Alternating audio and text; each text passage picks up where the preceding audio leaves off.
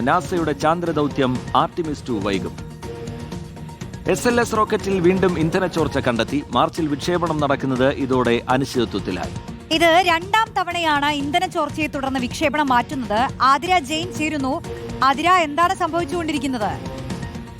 റോഷ്നി രഞ്ജിത്ത്, 54 വർഷങ്ങൾക്ക് ശേഷം മനുഷ്യൻ ചന്ദ്രനിലെത്തി ചന്ദ്രനെ വലം വയ്ക്കാനുള്ള നാസയുടെ ചാന്ദ്ര ദൗത്യമായിരുന്നു ആർട്ടിമിസ് 2.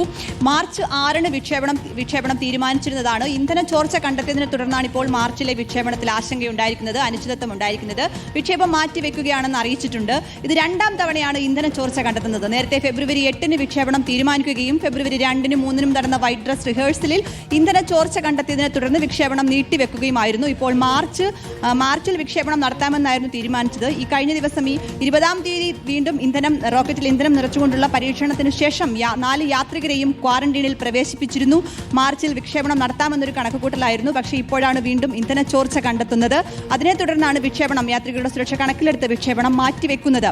നമുക്കറിയാം, ആർട്ടിമിസ് 2 ചന്ദ്രനിൽ ലാൻഡിംഗ് ഇല്ല. ഓറിയോൺ പേടകത്തിൽ 4 യാത്രികരും 10 ദിവസം നീളുന്ന ദൗത്യമാണ്. ഈ ചന്ദ്രനെ വലം വെച്ച് മടങ്ങിയെത്താനുള്ള ഒരു ദൗത്യമാണ്, കാത്തിരുന്ന ഒരു ദൗത്യമാണ്. അതിനാണ് ഇപ്പോൾ ആശങ്കയുണ്ടായിരിക്കുന്നത്. വീണ്ടും ഇതെല്ലാം പരിഹരിച്ച ശേഷം പുതിയ വിക്ഷേപണ തീയതി പ്രഖ്യാപിക്കും. ശരി, മാർച്ചിൽ നടത്തേണ്ടിയിരുന്ന ദൗത്യത്തിലാണ് അനിശ്ചിതത്വം വന്നിരിക്കുന്നത്. ആതിരയാണ് വിശദാംശങ്ങൾ നൽകിയത്. ഇടവേളയ്ക്ക് ശേഷം തിരിച്ചെത്താം.